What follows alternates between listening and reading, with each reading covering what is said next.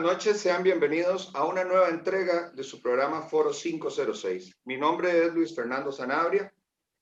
Esta noche no solamente tenemos un invitado que nos resulta sumamente especial por su experiencia, por su conocimiento, por sus estudios, por el peso de cada una de sus palabras y recomendaciones, por haber sido un docente, un profesor universitario, pero sobre todo porque el invitado de esta noche nos va a permitir, en medio de una crisis económica, ver luces, ver algunas de esas puertas de emergencia que nos pueden permitir la salida en medio de la oscuridad, en medio del humo, en medio del caos. Alberto Sayet, buenas noches, ¿cómo estás? ¿Cómo estás, Luis? ¿Todo bien? Todo bien. Me bautizaste, me pusiste Alberto. Ah, perdón. Me pusiste Alberto, Luis. Eduardo Sayet, qué pena. No, hombre, para nada. Es un orgullo, mi compañero Alberto también. Sí, sí, sí. Hoy cambiaste de compañero, sí. Así es. Don Denis Meléndez, buenas noches. ¿Cómo se encuentra?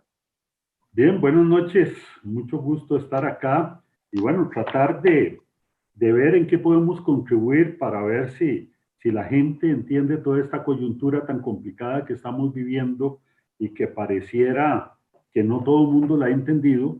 Y lo peor es que mucha gente de los grupos gobernantes pareciera que no han entendido la clase de problemas que se tienen entre manos.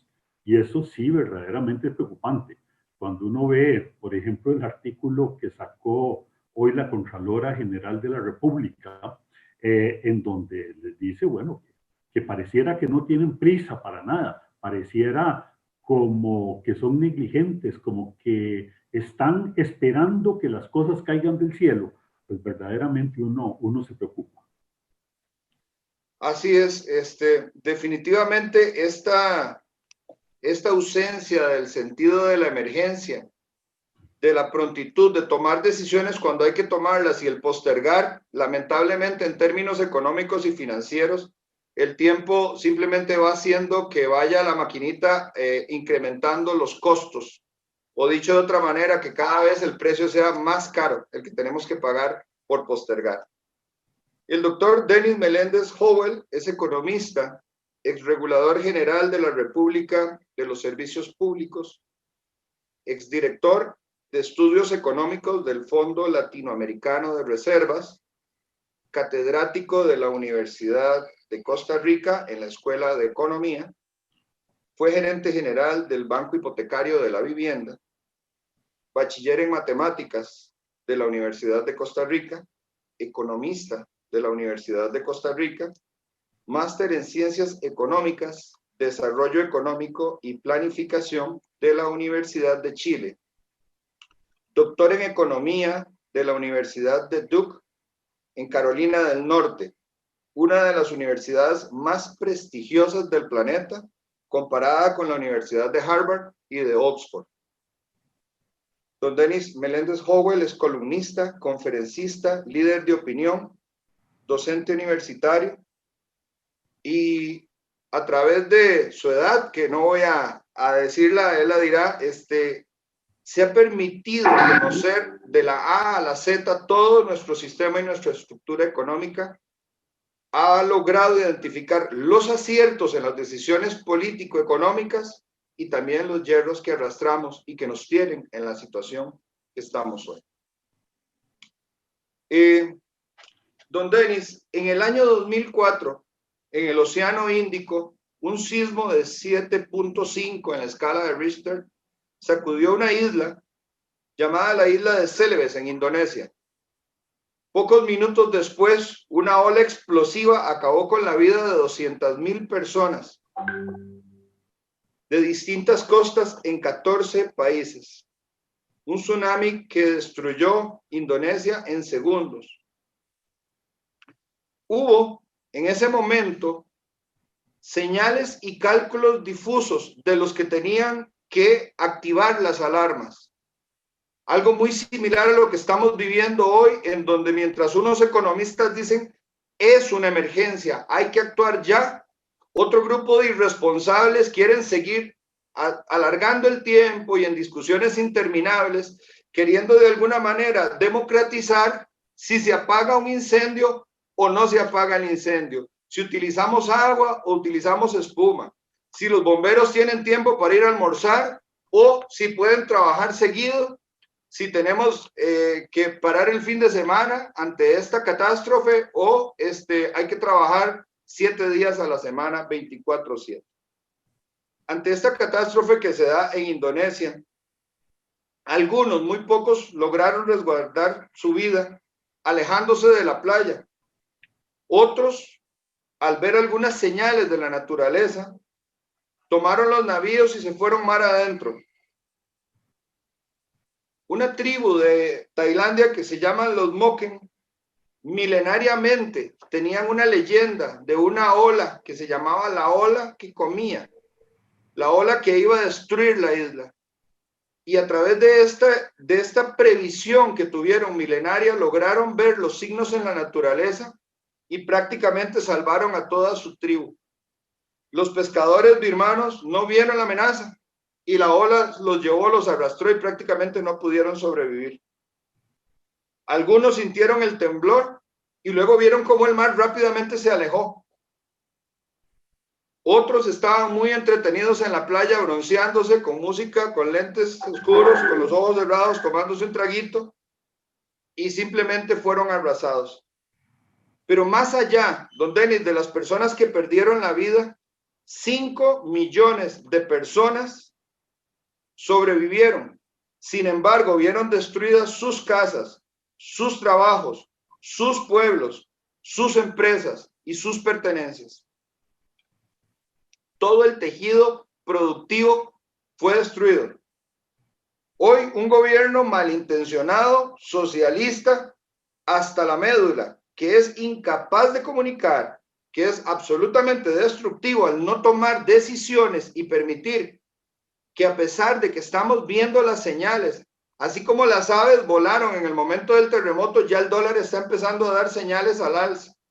Ya podemos ver una serie de presiones que vienen en la tasa de interés, que son una amenaza para todos aquellos que tienen deudas en bienes duraderos.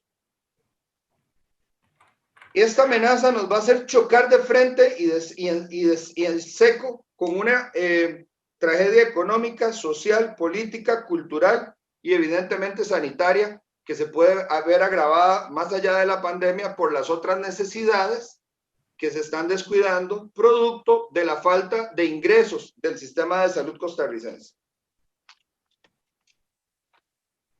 No hay vacuna para la destrucción económica si no logramos detener esta caída libre.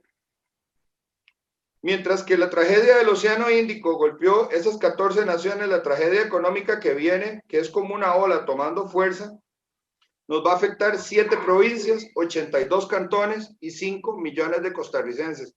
La tragedia económica no va a hacer diferencia entre empleados públicos y empleados privados.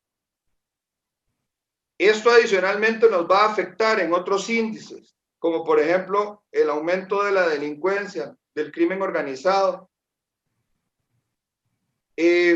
Tenemos adicionalmente amenazas con respecto al narcotráfico y otros delitos derivados.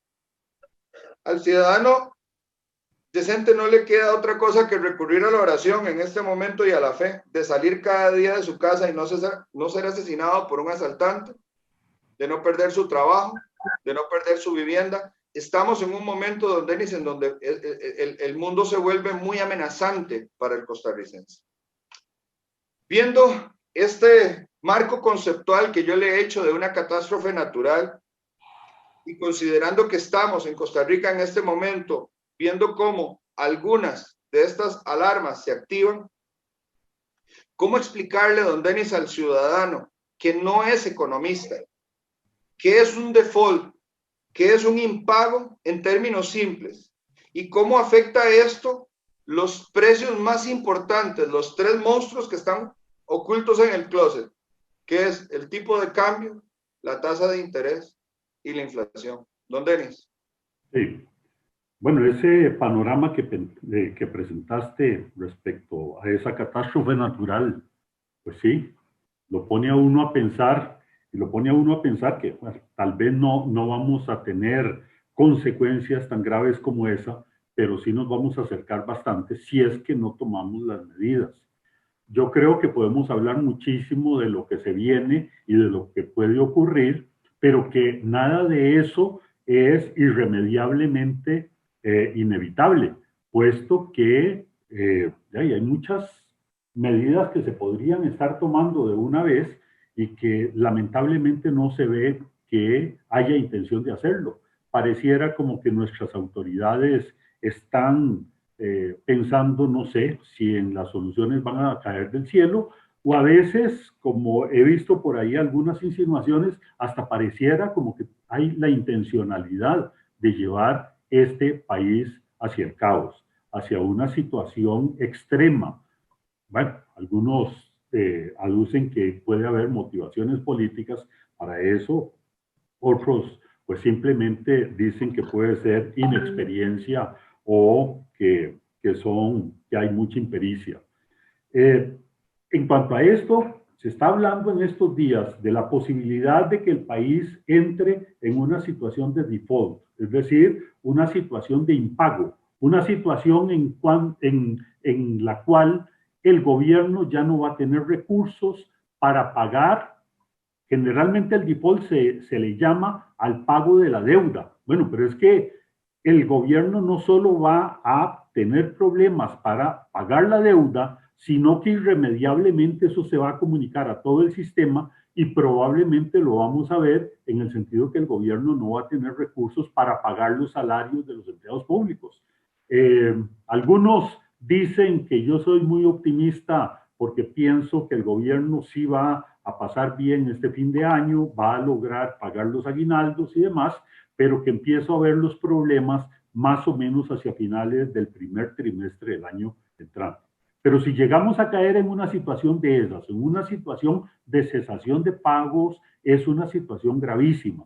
En algún momento que le explicaba esto a algunas personas, me decían, bueno, pues es que no importa, como lo que vamos a dejar de pagar es la deuda, esos son ricos, los que tienen esa deuda, y consecuentemente el que se les deje de pagar es toda una bendición. Eso es absolutamente falso. Bueno, en primer lugar, porque es falso que esa deuda sea solo de los ricos. Están todos los fondos de pensiones, por ejemplo, en donde la mayor parte de los ingresos que va a tener ese fondo de pensión para poder pagar las pensiones futuras están colocados ahí, están generando ingresos. Pero además de eso, todos aquellos que mantienen títulos en el sistema financiero nacional o que mantienen simplemente depósitos en cuenta corriente o depósitos de ahorro, no saben que ese dinero, buena parte de él está colocado en títulos del gobierno, que si se deja de pagar, los bancos pueden entrar en problemas para pagar eso. Y eso no es todo. En el momento en que el país entre en una situación de estas, de impago, lo que vamos a ver es que ya nadie en el mundo nos va a creer que somos capaces de pagar absolutamente nada. Y esa situación la vivimos en 1981, cuando el gobierno entró en default, y en ese entonces era default solo de la deuda externa. En ese momento ya nadie en el exterior quería exportarnos a nosotros las cosas elementales que nosotros necesitábamos. El petróleo, uno de ellos, el arroz, todos los bienes de consumo que importamos, todos los insumos agrícolas, etcétera, teníamos problemas para importarlos, al punto de que los exportadores de esos países solo estaban dispuestos a exportarnos si nosotros les pagábamos por adelantado. Es decir, viendo la plata, y en ese momento entonces venían las exportaciones. Y eso condujo a lo que los más viejos recordamos como la escasez de productos. Uno iba a los supermercados, los estantes estaban relativamente vacíos, desaparecieron los productos importados y en muchos casos hasta los bienes de consumo popular. Eran famosas las filas que se hacían en los estancos del Consejo Nacional de Producción. O sea, esta situación, en el momento en que el país entre en una cesación de pagos, en ese momento se nos viene una catástrofe de dimensiones mayores, quizás similar a la que usted nos narró en el ejemplo que nos puso al principio. Pero sí es algo que hay que tener en cuenta, tenemos que ver cómo hacemos para evitar eso. Ya las calificadoras nos están viendo, ya las calificadoras, esas que un ministro dijo que no nos daban de comer, pero lamentablemente esas calificadoras tienen un compromiso con su clientela internacional y es decirle qué capacidad de pago tenemos nosotros. Y evidentemente ya las calificadoras le están diciendo a los inversionistas externos, mire, salgan de esos títulos que tienen de Costa Rica. Oí una publicación que yo hacía, realmente haciendo una crítica a esas palabras irresponsables de Marcelo Prieto. Yo decía que ciertamente las calificadoras no nos dan de comer, pero que sí son capaces de quitarnos el bocado que nos íbamos a llevar a la boca. Porque, por ejemplo, por cada 1% que tengamos que pagar de más al endeudarnos para poder financiar esa desfase que tenemos, por cada 1% nos incrementa 400 millones de dólares el costo del financiamiento. Y al tener que pagar más, se nos van a encarecer los préstamos de vivienda, los préstamos personales. Cuando la tasa sube, nos van a subir las cuotas y efectivamente lo que nos íbamos a llevar a la boca, vamos a tener que postergarlo. Es muy triste. Adelante, Eduardo. Gracias. Don Denis, ¿qué pasa cuando el Estado se queda sin financiamiento y únicamente le quedan los pocos recursos que puede recaudar? Por ejemplo, sabemos que el presupuesto actualmente, más o menos un 40 y tanto por ciento se hace a través de impuestos, pero un 50 y tanto por ciento es a través de deuda. O sea, desde que hacemos el presupuesto lo hacemos deficitario y no es que es un 70-30, estamos hablando de un 40-60 prácticamente. Entonces, ¿qué va a pasar? O sea, estamos hablando de la situación donde las calificadoras vienen constantemente, si mal no estoy, los últimos 3, 4 años nos vienen degradando la calificación. Las instituciones, ¿cómo van a hacer? ¿Cómo van a ser los programas de desarrollo social para el próximo año si no hay recursos? ¿Cómo se hace esa priorización? Entonces estamos en un panorama donde ya, desde que hicimos el presupuesto, sabíamos que el 55% teníamos que pedirlo prestado, cerrando números. Y ahora llegamos a un punto donde no somos sujetos de crédito. ¿Y cómo vamos a priorizar todos estos pagos que tenemos sobre la mesa? Entraríamos en un cierre técnico, que esto pasó en los Estados Unidos hace unos años y hace pocos años, que el Estado, el gobierno federal tuvo que cerrar y solo estaba abierto, digamos, los gobiernos estatales. Así habían cerrado parques federales, habían cerrado un montón de cosas. ¿Qué pasaría ahí, don Denis? Bueno, sí, efectivamente, la situación es crítica. Para el año entrante, el gobierno necesita encontrar financiamiento entre 9.000 y 11.000 millones de dólares. Eso no es jugando, es una cifra muy, muy elevada. Si nosotros en este momento nos despreocupamos de la imagen que podemos proyectar a nivel internacional, como lo estamos haciendo, evidentemente lo que vamos a conducir al país es a una crisis sin precedentes. En el momento en que no tengamos los 6.000 millones de dólares para financiar el déficit del año entrante, en el momento en que no tengamos los 3.500 millones de dólares o más para el pago de los intereses de la deuda, pues en ese momento tenemos que ver cómo nos las arreglamos nosotros con lo que tengamos internamente. E internamente, el gobierno podría decir, bueno, voy a buscar todos esos recursos en el mercado local, pero resulta que ya en el mercado local la gente no está confiando en el gobierno. Vean que hace unos días el gobierno fue al mercado para hacer un canje de títulos de deuda por aproximadamente 1.800 millones de dólares y recibió aproximadamente como 500 millones de dólares de canje. O sea, más bien lo tuvo que, perdón, estoy hablando de 1.700 millones de dólares contra, sí, 500, ya se me enredaron los números, pero anda una proporción así, 500 millones, que es algo insignificante con relación a lo que salió a buscar, y en ese momento el gobierno, para no darse tanto color, decidió declarar desierto el canje. ¿Por qué? Bueno, simplemente porque la gente, aún los locales, ya no tienen confianza en que el gobierno les va a pagar. Y entonces, en ese caso, si el gobierno quiere captar recursos, va a tener que subir enormemente la tasa, de manera que solo los especuladores sean los que estén dispuestos a prestarle al gobierno. En el Ahora, mundo hay muchos especuladores. Don Denis, yo quisiera nada más porque tal vez a las personas se les haga un poquito complicado el término o entender la lógica del canje de deuda. Si yo me equivoco, por favor, usted me corrige. El 70% de la deuda que tiene el gobierno la tiene con instituciones del gobierno, con los fondos de pensiones, con el INSS, con bancos. Entonces, al canjear la deuda, el gobierno llama a los mismos del gobierno y les dice, vea, yo necesito que en lugar de que le cancelo todos esos bonos que vencen ahora en diciembre, necesito que me dé 4 o 5 años. Podrían haber dos panoramas. Uno, que lo haga, digamos, si es a 5 años, en 5 tractos, con un negocio, o sea, negociando los intereses, o bien simplemente dándole un nuevo bono que en lugar de vencer en el 22, vence en el 27, y igualmente, digamos, con una negociación de los intereses un poquito hacia la baja. Es decir, yo, gobierno, le digo al gobierno que negocie conmigo y el gobierno dijo no. Entonces la pregunta es, ¿por qué dijeron que no? ¿Por qué los tenedores que son del gobierno le dieron la espalda al gobierno y en lugar de canjear 1.700, solamente canjearon 500?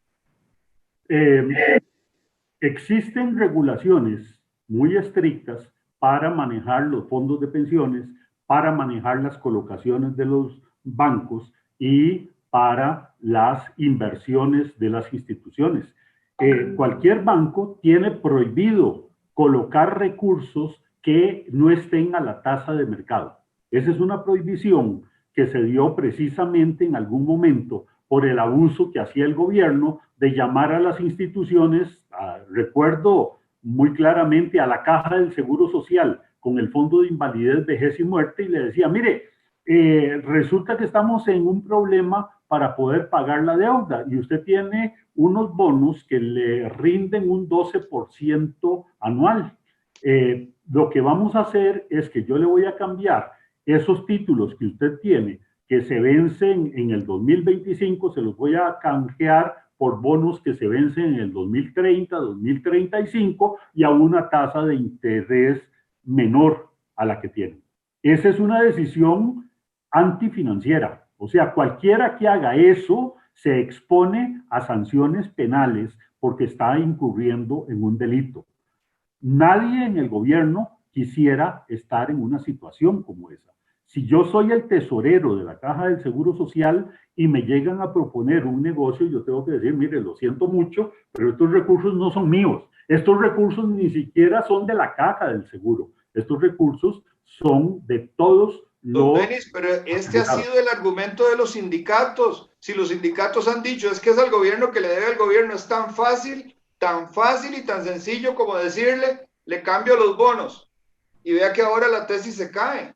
Sí, bueno, pero es que los sindicatos piensan que efectivamente el dinero que tienen las instituciones para financiar las pensiones a futuro o que tiene el Instituto Nacional de Seguros para guardar todos los riesgos de todas las pólizas que tiene son recursos libres que no pertenecen a nadie. Bueno, una sana administración dice que eso no es cierto. No es cierto que los recursos de pensiones se puedan simplemente festinar y decir, ahora sí, los vamos a cambiar por títulos a menor plazo. Quizás funcionaría algo como que le digan a la Caja del Seguro Social, bueno, por el momento vamos a canjear esos títulos a una tasa menor, pero eso sí que en el futuro, a 2, 3 o 5 años, le vamos a cambiar el perfil de las tasas de interés, de manera que usted pueda reponer históricamente lo que perdió durante estos años. Pero ese es un ejercicio financiero que tienen que hacer con mucho cuidado, porque si lo hacen mal, evidentemente van a incurrir en delitos. Y por otra parte, desde el punto de vista económico, eso es totalmente inconveniente. Eso es una forma simplemente de ver cómo eludimos el problema que tenemos entre manos para pasarlo a futuro, para dejárselo a la futura o las futuras administraciones que vienen. En realidad ya el gobierno debería estar buscando soluciones más serias para ir resolviendo el fondo de los problemas. Hay mucha gente que habla, bueno, ¿por qué no cogemos las reservas monetarias internacionales si tenemos 8.000 millones de dólares en reservas internacionales? Esos son muchísimos dólares y si se los convertimos a colones, son muchísimos colones. Bueno, ahí lo que hay que decirles, no tienen ni la menor idea de qué son las reservas internacionales y para qué sirven las reservas internacionales y de quién son las reservas internacionales. Creo que acertadamente la conclusión de esto es que las personas que están haciendo estas aseveraciones tan irresponsables no están midiendo los impactos sobre los tres macroprecios, que son la tasa de interés, la inflación y el tipo de cambio, porque cualquier arreglo que se vaya a hacer de una forma inadecuada, sin la fuente adecuada de financiamiento responsable, va a impactar estos macroprecios y generalmente ellos se potencian. Cuando usted toca uno, los tres se van a las nubes y eso es donde viene verdaderamente el significado de pobreza. Y en un país, como decía Luis, donde el aparato productivo está destruido, donde los niveles de pobreza están creciendo a ritmos alarmantes, donde la informalidad y el desempleo están creciendo, no se augura nada bueno. Entonces, ¿dónde está la responsabilidad? Vamos a ver, de poder hacer algo a tiempo, porque yo siento que están dejando que esto siga, seguimos con la charanga, seguimos con el clientelismo político y no se hace nada. ¿Hasta dónde vamos a llegar con esto? Ese empezar a hacer algo debió haber sido hecho hace 2 o 3 años para empezar a hablar de todas estas posibilidades, para ir haciendo los ajustes paulatinamente, para ir viendo diferentes opciones, para llamar a diálogos, a ver qué es lo que nos dice la gente. Yo sé que la gente siempre va a pedir que no le pongan impuestos, que no le reduzcan el sector público, que no vendan activos, todo ese tipo de cosas que son muy populistas y que al final de cuentas lo que hacen es empeorar la situación fiscal. Pero en estos momentos ya dejamos que la situación llegue al borde del abismo. En estos momentos es para que el gobierno empiece a tomar la batuta y decir, mire, esto es lo que yo voy a proponer, esto es lo que les estoy proponiendo y con esto es que voy a ir al Fondo Monetario Internacional si es que quiere ir al fondo, porque ya yo también estoy dudando de que quiera ir al Fondo Monetario Internacional. Bueno, o alternativamente esta es la forma en que vamos a resolver el problema, con esto es que vamos a salir, pero yo no he oído una sola idea de que nos diga el gobierno, con esto es lo que vamos a salir. Nos mandó un paquete tributario de prácticamente un 80% financiado con nuevos impuestos, impuestos que dudosamente iban a producir lo que decía el gobierno que iban a producir, y 20% en reducciones de gastos que ya estaban de hecho programadas. Eso no es un programa realista. El gobierno debería sentarse a diseñar ese programa, planteárselo a la gente, explicarle la gravedad de la situación en que estamos y que no vamos a salir y que ese no salir va en perjuicio de todo el mundo. Como ustedes lo dijeron anteriormente, no es que solamente el sector privado lo va a sufrir como sufrió el problema de la pandemia, es que ahora todo la economía va a sufrir con eso. Y el sector público va a ser uno de los más perjudicados en este caso. Sector privado, desde luego, pero sector público le toca ahora pasar por la desagradable situación en donde el gobierno puede ser que no tenga el dinero para pagarle sus salarios a fin de mes. Ahora, don Denis, yo quisiera devolverme un segundo a la pregunta de Eduardo, porque tal vez en su experiencia, no sé si haciendo economía comparada internacional o inclusive cómo se desarrolló la situación, las circunstancias en la época de Carazo, en los 80s, pero por ejemplo, el gobierno necesita 20.000 millones de dólares para cubrir todo ese gasto público irresponsable e inflado que tiene. Se espera, en principio, se proyectaban 9.000 millones de ingresos por impuestos, que yo creo que eso va para abajo, a lo mejor y con suerte llega a 7.000 millones o a 6.000 millones.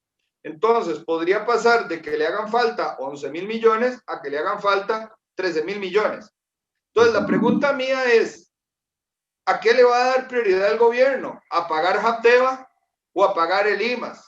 ¿A pagar el CNP o a pagar programas de asistencia social? ¿Va a tirar a la calle 20.000 policías, como dice, o les baja el salario a todos, o se los elimina a unos grupos? ¿Cuál cree usted que sería la prioridad? Es que aquí no es, o sea, estamos hablando en abstracto de algo que no ha llegado, pero ya vimos que el mar se retiró, como en el ejemplo del tsunami. Rápidamente se retiró el mar y eso lo que indica es que viene algo con mucha fuerza para adentro. Y no sabemos si va a ser un mes, 3 meses, 6 meses, pero lo cierto es que el golpe viene porque sacar 11.000 millones de dólares cuando no nos quieren prestar es un reto. Entonces le pregunto yo, ¿dónde van a tener que decir esto definitivamente sí se queda y esto se sacrifica?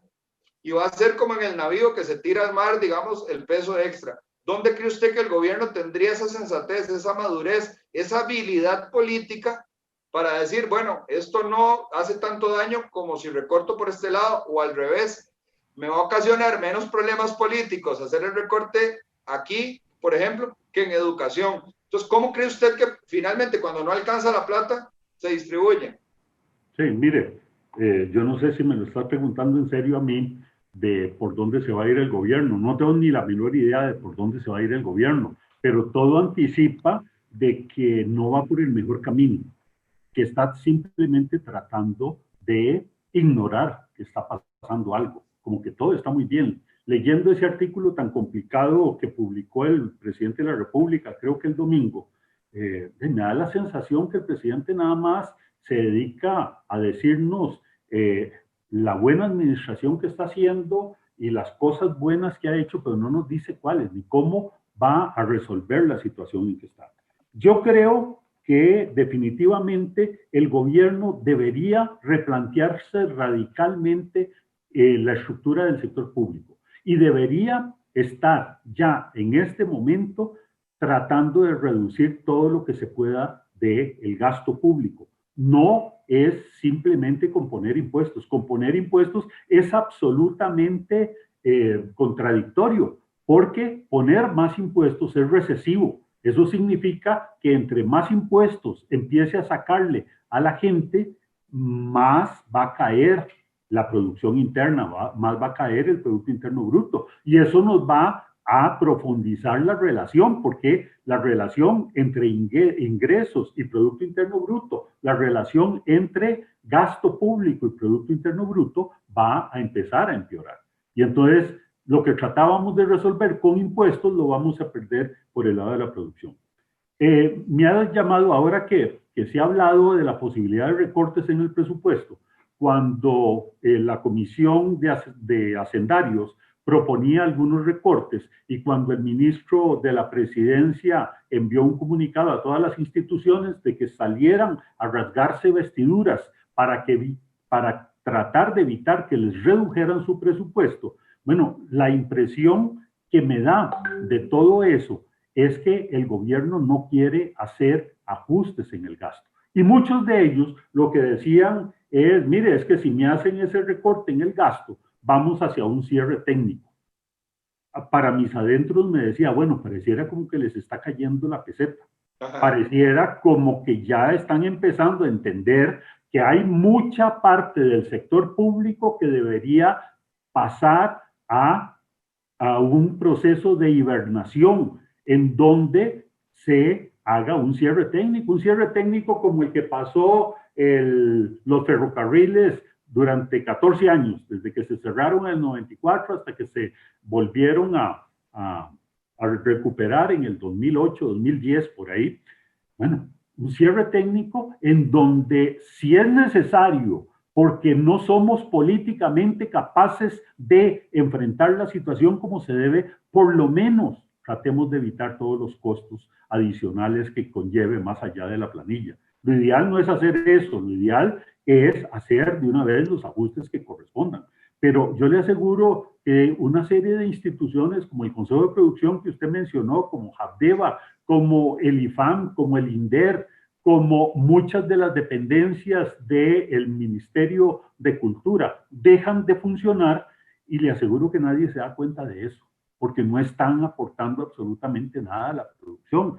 Eso representa simplemente echar colones en una máquina y recibir pesetas por el otro lado. O sea, estamos destruyendo valor, no estamos creando valor. Entonces, un cierre técnico es un primer paso hacia eso. Bueno, esa es una medida de emergencia, es una medida que muchos dirán es muy dura, sí, pero es más dura, especialmente para los empleados públicos, si dejamos que las cosas sigan por el rumbo que llevamos. Eso va a ser todavía más doloroso para todos.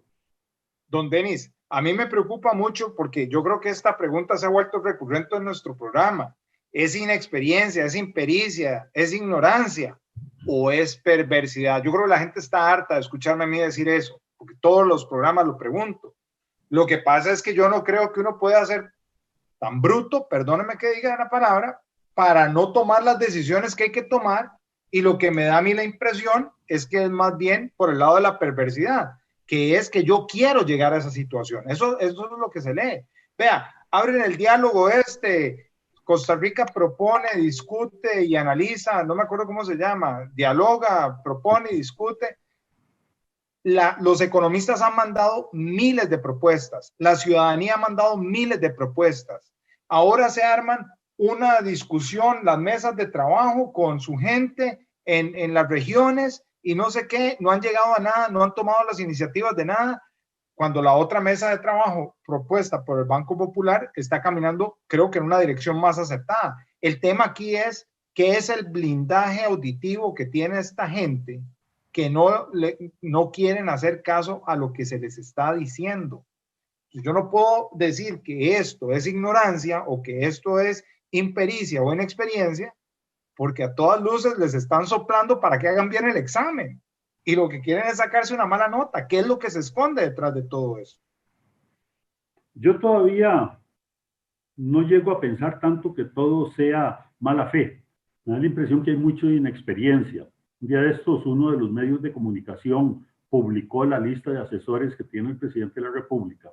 Y la verdad puede ser muchachos con mucho entusiasmo, con muchas ganas de hacer las cosas, pero que ideológicamente están, en primer lugar, perdidos. Y en segundo lugar, que por algo se debe tener experiencia. ¿Ah? La experiencia cuenta mucho. Hay que oír, por ejemplo, a un Rolando Laclé, por ejemplo, hablar de cómo se podrían arreglar las cosas. El mismo Rodrigo Arias, por el otro lado, el mismo Miguel Ángel Rodríguez plantea una serie de cosas que se deberían hacer. Bueno, gente con experiencia, gente que ya pasó por todo esto, que sabe cómo deberían manejarse y están haciendo todo lo posible por hacer las cosas al revés. Entonces, sí, yo he llegado también a esa conclusión de que hay mucho de mala fe, de que están jugando con un juego creyendo que llevando esta economía al caos van a lograr levantar un ave fénix que es acorde a lo que ellos están planeando hacer de Costa Rica. Don Denis, vamos a ver, yo le decía que una de las intenciones de habernos reunido esta noche a conversar es tratar de darle algunas herramientas, algunos instrumentos al costarricense ante esta situación. En esta analogía del tsunami que se viene, hay posibilidades de que el costarricense de alguna manera pueda protegerse con respecto a tipo de cambio, a tasas de interés, a la inflación, qué es lo que tiene que hacer, qué no tiene que hacer, cómo cuida a su familia, cómo cuida su patrimonio. ¿Cuál es el consejo que usted podría darles? Mire, o darnos. En general le dicen a uno que uno no debe intentar o causar alarma en la población sobre las cosas que vienen y hablar sobre lo que puede o no puede pasar con variables como el tipo de cambio, que son variables muy nerviosas, muy sensibles, para la población. Pero lo que estamos viendo en este momento, me parece que uno como profesional es irresponsable si no advierte a la gente que lo que estamos viendo en el mercado cambiario, esa modesta subida que hemos visto en el tipo de cambio, creo que ya hoy anda como 609, algo así, el tipo de cambio de referencia, es un tipo de cambio todavía muy artificial porque el gobierno lo está sosteniendo con las reservas internacionales. Solo en los 2 últimos días el Banco Central ha tenido que inyectar al mercado una parte al Monex, otra parte en lo que tiene que ver con vender divisas a las instituciones de aproximadamente 140 millones de dólares. Cuando uno ve la gente que habla de deshacerse de las reservas internacionales, bueno, ahí tienen una respuesta. Las está utilizando el Banco Central para eso. A mi criterio las está utilizando mal, porque en realidad lo que el Banco Central debería hacer es permitir que el tipo de cambio vaya más, un poquito más acelerado subiendo. En los últimos 3 meses, el Banco Central ya ha perdido aproximadamente 750 millones de reservas propias. Y nos dicen los medios de comunicación, no, fueron solamente 89 millones por acá, 42 millones. Pero se les olvida la otra parte que está separada, que es toda la venta de divisas al sector público, que usualmente el banco se las vende al sector público, pero las compra en el mercado. Entonces, el Banco Central no ha comprado eso y además está inyectando dólares en el mercado. Eso significa que se está quedando ya prácticamente sin reservas. Cuando se nos dice que el Banco Central puede utilizar las reservas, era lo que decía, no saben qué es el tema de las reservas. Entonces, el primer consejo que hay que darle a la gente es, mire, si usted puede comprar dólares, pues uno no puede afirmar 100% que se va a disparar, pero ya hay una probabilidad superior al 50%, algunos piensan que bastante superior al 50% de que ese tipo de cambio vaya para arriba aceleradamente. Y si no logramos controlar la crisis actual, el tipo de cambio se va a ir mucho más rápido de lo que pensamos. Otro de los consejos es, bueno, el que ya conocían los abuelos. Hay una forma de conservar valor, que son los bienes raíces. Si uno tiene la posibilidad de comprar bienes raíces, bueno, cómprelos, adquiéralos en este momento. Incluso con algo de deuda, vale la pena hacerlo siempre y cuando esa deuda no esté atada a tasas de interés que puedan subir aceleradamente. Eso no significa que va a obtener más rentabilidad. En este momento, la gente no va a obtener gran rentabilidad con esas inversiones, desde luego. Más bien lo que van a ver es que el precio de los bienes raíces va a caer, pero tarde o temprano eso se vuelve a recuperar. Y esto tiene otra contrapartida. Bueno, todos aquellos que tengan activos financieros, y llámese eso certificados de depósito en los bancos, llámese eso bonos del gobierno, o llámese cualquier tipo de instrumento que se comercia en la bolsa de valores, eso es muy peligroso en estos momentos. Hemos visto cómo solamente en los últimos días ha caído los bonos de Costa Rica un 10% en su valor. Cualquiera que tenga títulos en su poder, puede ser que no se haya dado cuenta, pero si los quisiera vender en este momento ya tendría que tener una pérdida muy grande. Bueno, y vimos una operación que a mí me preocupa muchísimo que hizo el Banco Central ayer, que entró al mercado bursátil a comprar títulos del gobierno en el mercado secundario. Bueno, eso significa 2 cosas. Por una parte, que le está metiendo dinero a la economía, está haciendo emisión monetaria. Bueno, ¿y cómo no van a querer que hoy se haya disparado la demanda de dólares si están sacando colones al mercado y la gente para protegerse trata lo más posible de irse a ese mercado? Pero, perdón, irse al mercado de dólares. Pero adicionalmente, lo más preocupante de esto es la forma en que está haciendo el Banco Central eso. A mí no me gusta para nada porque se presta para malas interpretaciones, porque resulta que escogió algunos vendedores y a esos fue a los que les compró. Y si yo tengo un bono de esos, ¿por qué no se lo puedo vender al Banco Central?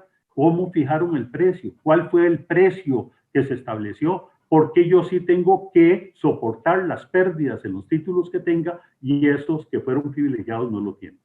Pero eso es parte de lo que estamos viendo con el mercado cambiario. Entonces, sí, adelante. Don Denis, disculpe. Vamos a ver, y tengo que decir que esto me parece extraño del señor Cubero en el Banco Central, porque no parecía, o él parecía muy firme en sus convicciones de mantener el Banco Central blindado contra estas manos que le están metiendo garra, ¿verdad? A esto.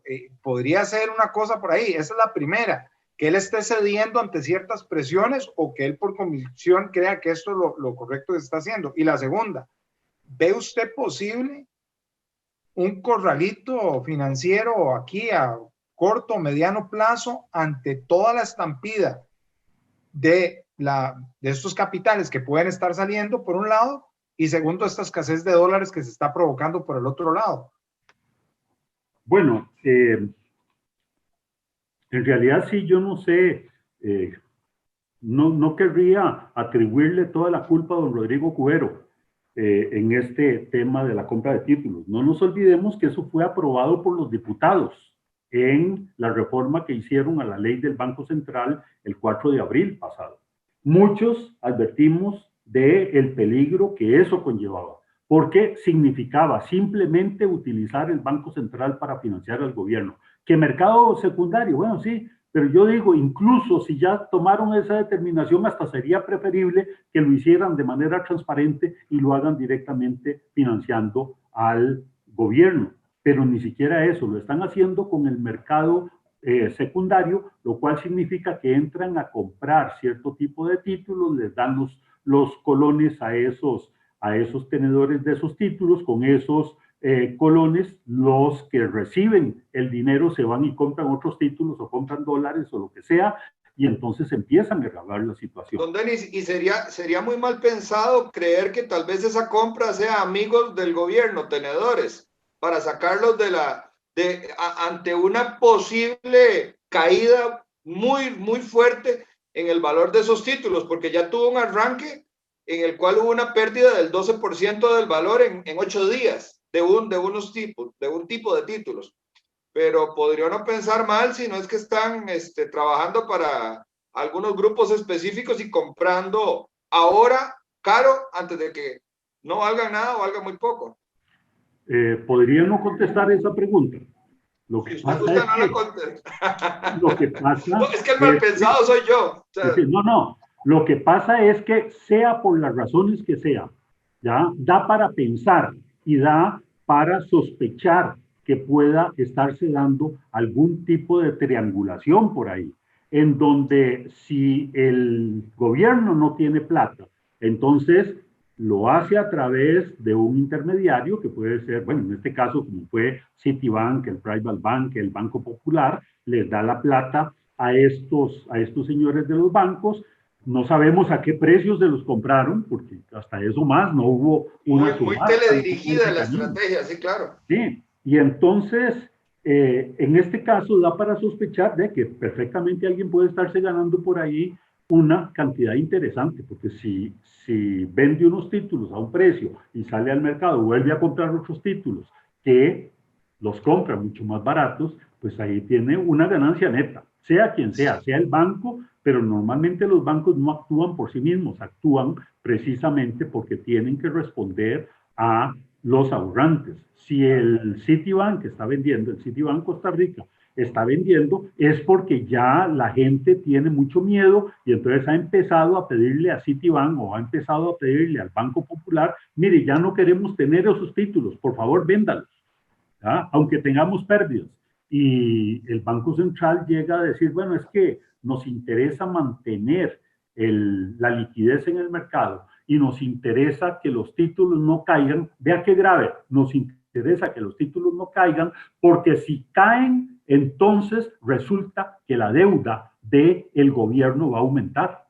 O sea, ahora resulta que el Banco Central está haciendo la política fiscal. El Banco Central está tomando las medidas para dotar ingresos al gobierno o simplemente para que el valor de la deuda no suba en colones, ¿no? Pero ya tenemos tipo de cambio que el Banco Central está tratando de sostenerlo, porque el presidente de la República dijo en el último discurso que iban a mantener el tipo de cambio para que no subiera la deuda, para que no subiera los gastos que tiene que hacer el gobierno en dólares. Bueno, y ahora resulta que nos están diciendo que hacen esto para sostener la tasa de interés.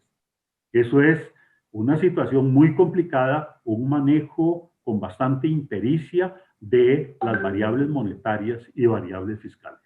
Don Denis, tal vez para no olvidarnos de la pregunta del corralito, si nos explica de forma muy básica qué es un corralito y si existiera algún peligro ante esta situación de llegar a eso. Sí, bueno, era otra de las preguntas que no quería contestar. ¿Ah? El corralito más famoso. Dice don Denis, que dicha, ya se les olvidó. Con la que el corralito más famoso fue el que se dio en Argentina ahí a principios de los años 90, cuando se vino todo aquel tema de la convertibilidad monetaria, en donde se dijo, bueno, vamos a tener un tipo de cambio fijado igual al dólar, y entonces nosotros garantizamos que todos los dólares que van entrando, pues emitimos el equivalente en pesos argentinos, y con eso tenemos una moneda sólida. Pero muy rápidamente se fueron olvidando de eso. Muy rápidamente empezaron a emitir y emitir y emitir, que es lo que está pasando ya en este momento. Estamos emitiendo por encima de la base monetaria. O sea, que ni siquiera el dinero que tiene el Banco Central cubre la base monetaria si todo el mundo quiere convertirse a dólares. Bueno, en ese momento se produjo tal nivel de pánico que todo el mundo quería convertir sus pesos argentinos a dólares, que entonces el Banco Central se quedó sin dólares. Y entonces el Banco Central dijo, bueno, vamos a hacer una cosa, vamos a hacer un racionamiento de las divisas que tenemos. Usted tiene $5,000, pues lo vamos en el banco, pero le vamos a permitir que retire como máximo $200 por día. Bueno, evidentemente eso ya produjo el colmo del pánico en el mercado, y entonces ya llevó a una devaluación absoluta del peso argentino. Empezar a restringir la venta de divisas es lo peor que puede pasar para que el tipo de cambio se desboque. Y eso nos pasó en el año 1982. No es que estamos hablando de algo muy lejano o algo que sucedió solo en otros países. En el 82, cuando insistimos en mantener el tipo de cambio en 8.60, cuando ya en el mercado paralelo o mercado negro, porque ni siquiera estaba permitido, iba por 64 colones el dólar. Bueno, entonces en ese momento todo el mundo quería los dólares, quería convertir sus colones a dólares, y el Banco Central no estaba en capacidad de hacerlo. Bueno, algo así podría llegar a pasarnos. Ojalá que no. Ojalá que las autoridades no piensen en eso. Y para eso es fundamental que las reservas netas del Banco Central no caigan por debajo de la base monetaria. En el momento en que eso pase, no solamente el Banco Central no es capaz de responder a la gente, sino que además en ese momento, si la gente se da cuenta, a veces como que la gente no se da cuenta de estas cosas, pero si la gente se da cuenta de eso, entonces todo el mundo dice, no, la verdad que yo tengo estos coloncitos y los voy a guardar, no, mejor me voy al Banco Central, los convierto a dólares y los pongo en un depósito en los bancos en dólares, o los guardo debajo de la almohada, pero yo no quiero correrme ese riesgo. Ojalá que no lleguemos a eso. Don Denis, hace unos pocos días se empezaron a dar unas muestras de violencia a través de manifestaciones, bloqueos en las carreteras, la imposibilidad de circular, no solamente de costarricenses, sino también de turistas, la imposibilidad de que los productos llegaran, inclusive en la zona norte hubo escasez de productos básicos que no llegaban porque habían bloqueos violentos. Esto constituye no lo meramente económico, sino lo sociopolítico y lo socioeconómico, y envía unas señales a unos actores en la economía que a mí me resultan indispensables, que son los inversionistas, los empresarios. Nosotros hemos hecho una labor extraordinaria a través de CINDE de traer inversión extranjera. Tenemos zonas francas donde hay unas empresas muy prestigiosas a nivel internacional que están elevando el nombre de Costa Rica, porque resulta que hay equipos de altísima tecnología, dice Made in Costa Rica. Pero estas señales son tan peligrosas que podrían estar haciendo que los que ya estén piensen en irse. Y aún más peligroso, que los que estaban pensando en venir se nieguen a venir a meterse en este riesgo, porque una de las cosas que Costa Rica ofrecía era una estabilidad política que la hemos perdido básicamente en este gobierno, porque el gobierno de Luis Guillermo Solís, como entregó a manos llenas a los sindicatos, no había reclamos sociales, pero ahora en estos últimos 2 años que tampoco han puesto, no socaron nada la faja, pero con solo que sacaron la chancleta para amenazarlos, ya los chiquitos se tiraron y se esmorecieron en el piso. Entonces, ¿no cree usted que estamos enviando señales muy peligrosas y muy contradictorias cuando tenemos niveles del desempleo y de informalidad de casi el 50%?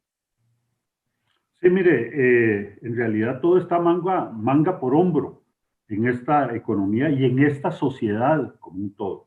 Cuando usted tiene niveles de pobreza que ya incluyen al 30% de la población del país, cuando usted tiene niveles de desempleo cercanos al 25% de la fuerza laboral, y eso porque muchos se han retirado de la fuerza laboral y no están buscando trabajo. Bueno, hay un nivel de inconformidad social, hay un nivel de irritabilidad de la gente que es muy peligroso. Con cualquier chispa se logra levantar cualquier burumbum. Con una simple chispa es posible provocar un incendio de grandes proporciones. Y eso es lo que vimos recientemente. Bueno, la propuesta que mandó el gobierno de nuevos impuestos, absolutamente desproporcionada, absolutamente fuera de toda lógica, de toda ciencia y de toda técnica, hizo que la gente se mostrara muy inconforme. Por todo lado y en todos los sectores se mostró la inconformidad. Eso, lógicamente, pues fue aprovechado por una serie de agitadores profesionales que se lanzaron a buscar notoriedad dentro de la gente y entonces nos llevó a las circunstancias en que estamos. ¿Qué pasó a raíz de eso? Bueno, todas las noticias que empezaron a circular en el mundo sobre Costa Rica eran negativas.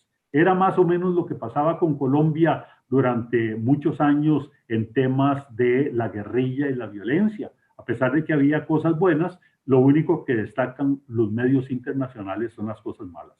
Y eso le trae un desprestigio a Costa Rica.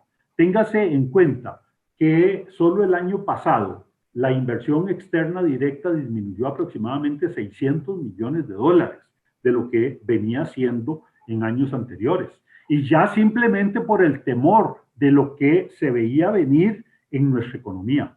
A raíz de la pandemia, hay que reconocerlo por una parte, pero también a raíz de todos estos fenómenos que estamos viviendo, la gente del exterior, los inversionistas externos dijeron, mire, eso que nos están diciendo las calificadoras de lo mal que anda Costa Rica, lo que estamos viendo nosotros en los medios de comunicación es para que nos estemos quietos, que no pensemos ni siquiera en ir a Costa Rica. Lo que sostuvo en buena parte la inversión del año pasado fue el hecho de que las empresas establecidas en el país que conocen el medio, pues reinvertían las utilidades. Pero ante las amenazas, por ejemplo, de seguir aumentando los impuestos sobre la renta, ante las amenazas de poner impuestos a las zonas libres, etcétera, ya las mismas empresas probablemente se están cuestionando si mantienen esas utilidades en el país o las mandan fuera. Eso puede acelerar el proceso. Y entonces, en esas circunstancias, estamos matando la única gallina de los huevos de oro que nos queda, porque estamos echando a perder la inversión externa directa. Más bien, Costa Rica debería ir avanzando poco a poco a ir convirtiendo todo el país en una zona franca, en vez de esos ataques que se ven un día sí y otro no, de ciertos grupos que dicen es que esos son empresas que vienen a explotarnos, llevarse la mano de obra barata y no nos dejan absolutamente nada. ¿Qué nivel de ignorancia? Claro. Bueno, y esa pregunta que le hacíamos del corralito viene por ahí. O sea, vamos a ver, la inversión extranjera directa cayendo, el turismo este año colapsó, las exportaciones a la baja, excepto el régimen de zona franca, que es el que se está manteniendo, bajó por lo del COVID, entendemos, y ahora se está manteniendo. Pero, o sea, vamos a ver cómo se están generando las divisas en este país, y más bien toda la incertidumbre por todo lo que nos están mandando, sacando reservas monetarias internacionales para mantener un tipo de cambio artificial. Puchica, entonces inyectando colones a través de este mecanismo que da capacidad para que la gente compre dólares. Exactamente, entonces ahí, o sea, yo sé que usted no lo quería decir, don Denis, y ojalá que no suceda y ojalá yo me equivoque, pero realmente la gente que escucha esto, para que empiece a atar los puntos, el riesgo existe y tiene que estar preparado para este riesgo. Yo me acuerdo en los años 80, me tocaba ir a mí con 6 años, 7 años, a hacer fila en el banco, sentado en una sillilla, 2 horas para que le vendieran a uno los dólares. Ojo, y usted se acuerda, con los pasaportes en mano, con el tiquete en mano de la gente que iba a ir, porque por los días que iba a ir y la cantidad de gente que iba a ir, le vendían a uno los dólares. O si no, irlos a cambiar abajo de Radio Monumental para que lo estafaran a uno y le metieran billetes falsos también, porque a mí me pasó eso como con 10 o 12 años. Al día de hoy me acuerdo de esa vaina, me robaron $100 ahí. Y es cierto, o sea, ¿por qué llegar a eso si tenemos un país productivo? ¿Por qué llegar a eso si tenemos gente que quiere salir adelante? Por el egocentrismo, por el egoísmo, por la impericia. O sea, es que al tico hay que devolverle la dignidad. Nos han robado todo, incluida la dignidad. O sea, no nos tienen respeto. Nos han pisoteado, nos han quitado todo lo que tenemos. Yo no sé a dónde vamos a llegar con esto. Sí, voy a decir algo que puede sonar a una herejía, pero yo esperaría que antes de ir a un corralito nos vayamos por el camino civilizado de la devaluación del colón. Es decir, que tengamos una fuerte devaluación del colón antes que caer en un corralito. La gente creería tal vez lo contrario, pero no. Eso, no, jamás.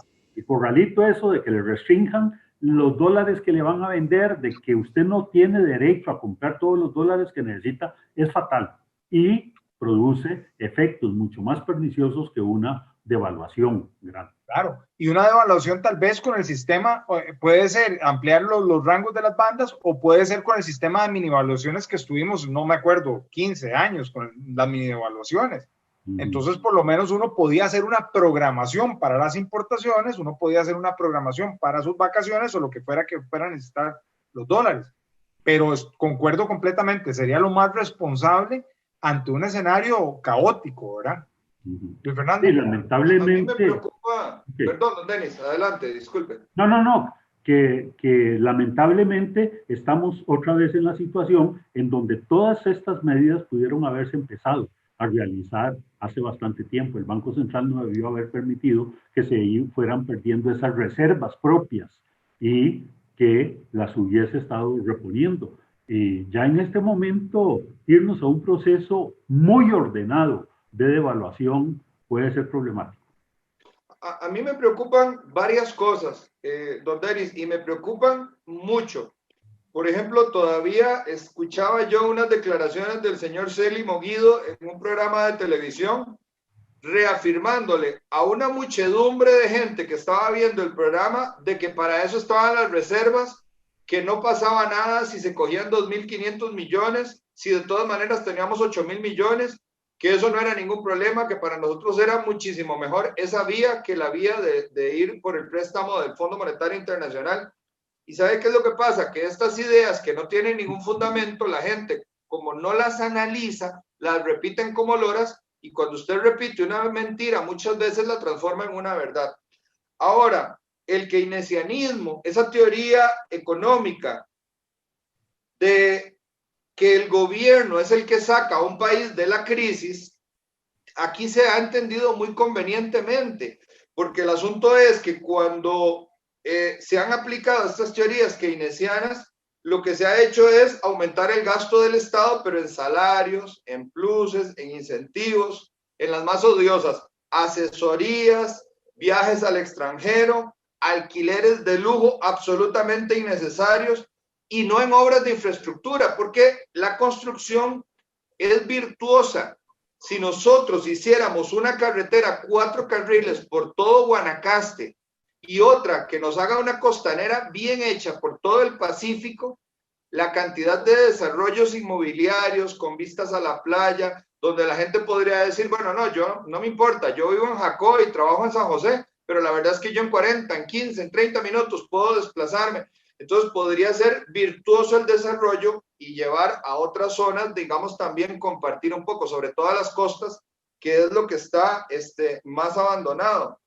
Cuando le dicen a este gobierno, aeropuerto en Orotina, dicen, no, muchas gracias, aeropuertos no.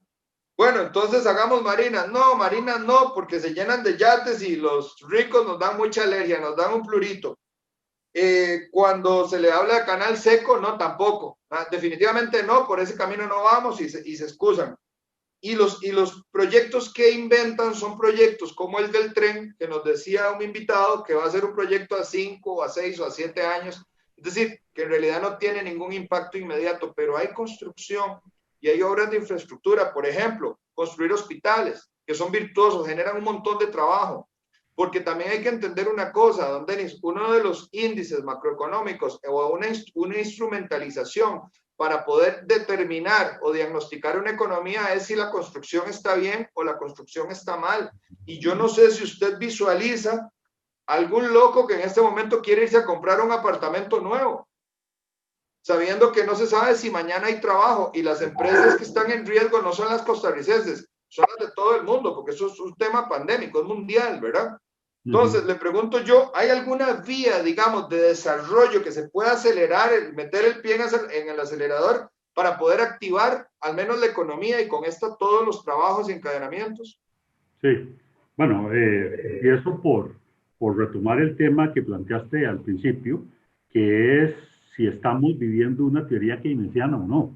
En realidad, bueno, yo fui keynesiano durante muchos años hasta que por ahí me lavaron el cerebro en alguna de las escuelas de economía que estuve y pues llegué a ver que no necesariamente tenía razón en todo. Pero lo que sí es verdaderamente injusto es la manipulación que se hace de las recomendaciones keynesianas. Keynes en el año 32 lo que propuso fue que para reactivar la economía lo que había que hacer era lo que usted está diciendo, era invertir en obra pública para que de esa manera estuvieran saliendo recursos que iban a dar ingreso a la población, pero que a la vez iban a dejar algo provechoso.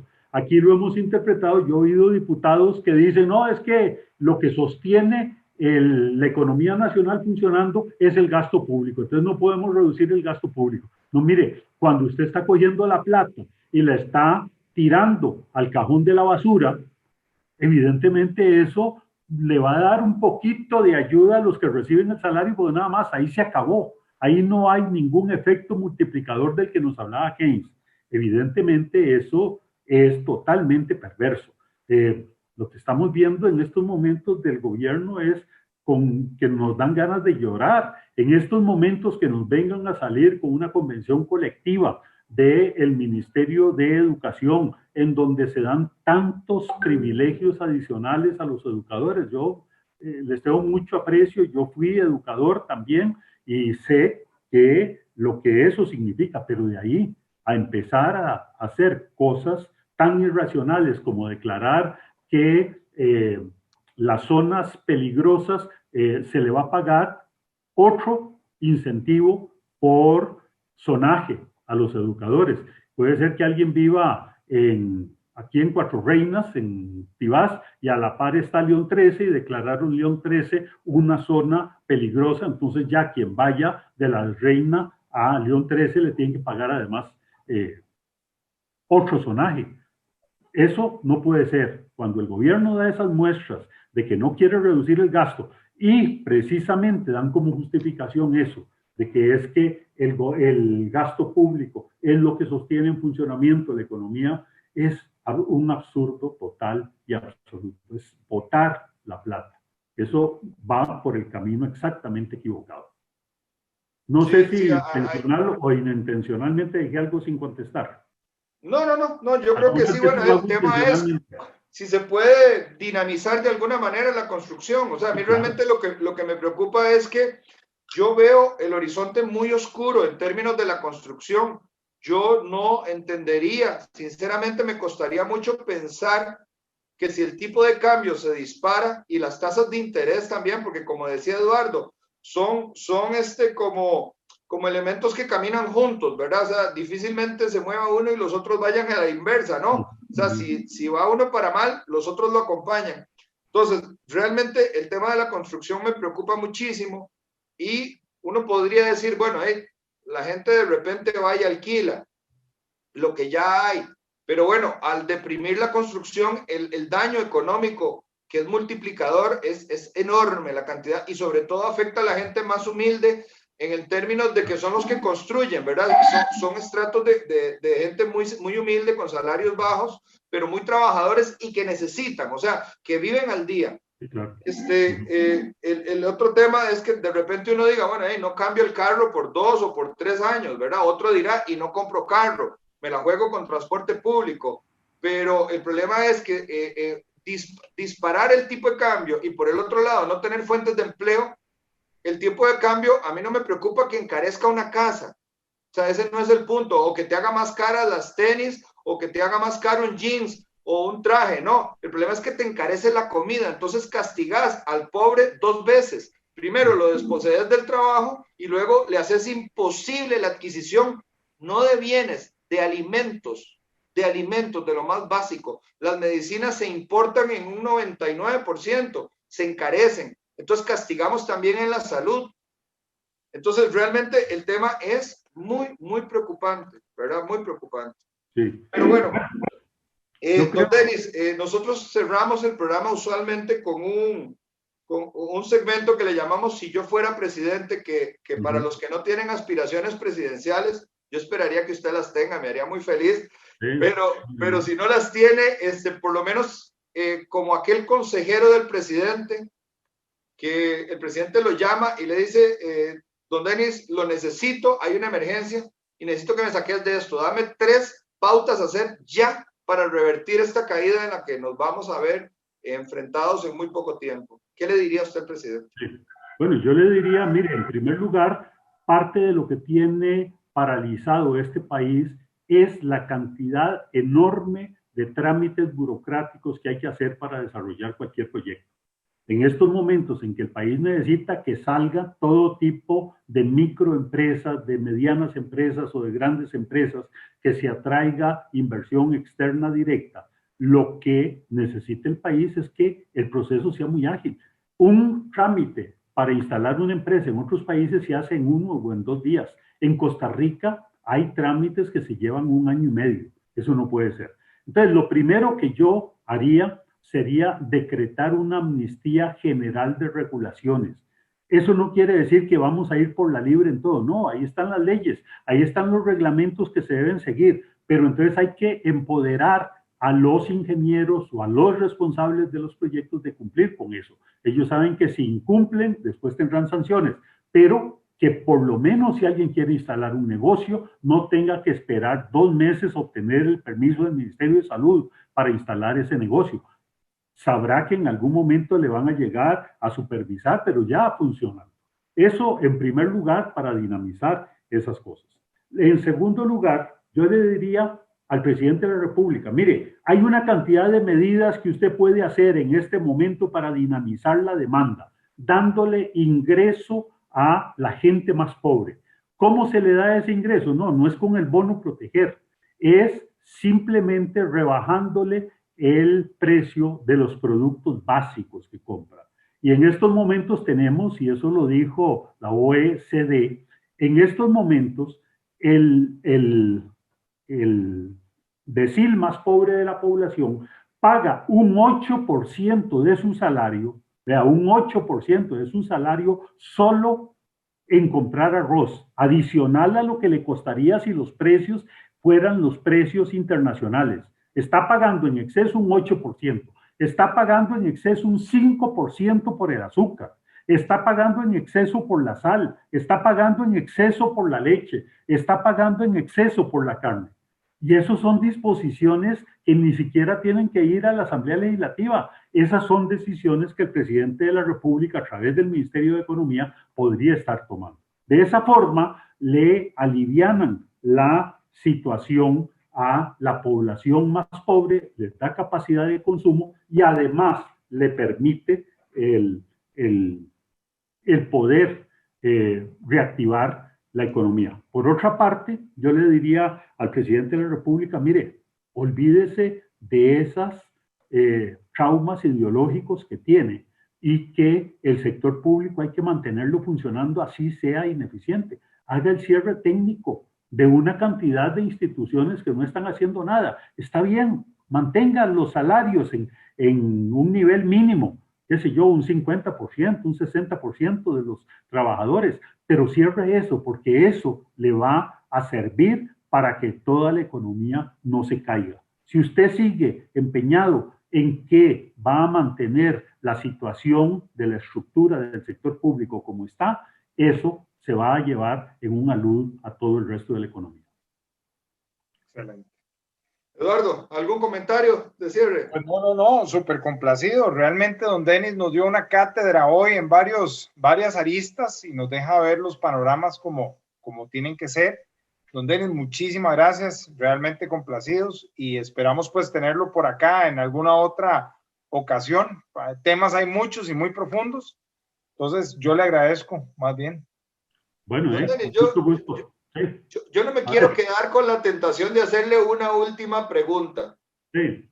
Dada su experiencia, dado su conocimiento, pero sobre todo considerando que usted es un buen costarricense, una persona que quiere este país y que pudiendo estar en otro país está aquí y eso ya habla muy bien.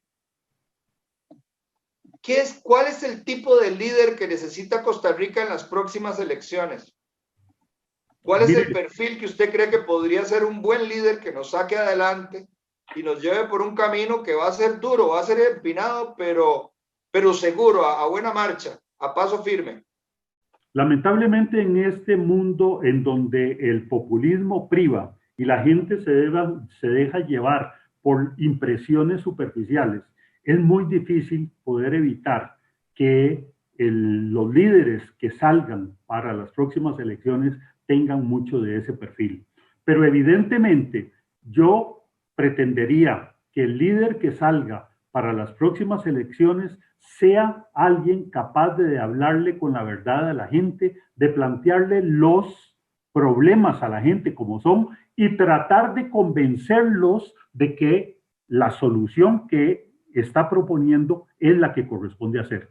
Hemos caído en una oleada de líderes en donde el líder se fija a ver qué es lo que piensa la gente y entonces adapta sus acciones a lo que piensa la gente. Y es al contrario, el líder, el verdadero líder, tiene que salir a decir, mire, la solución de este problema es este y estas son las razones.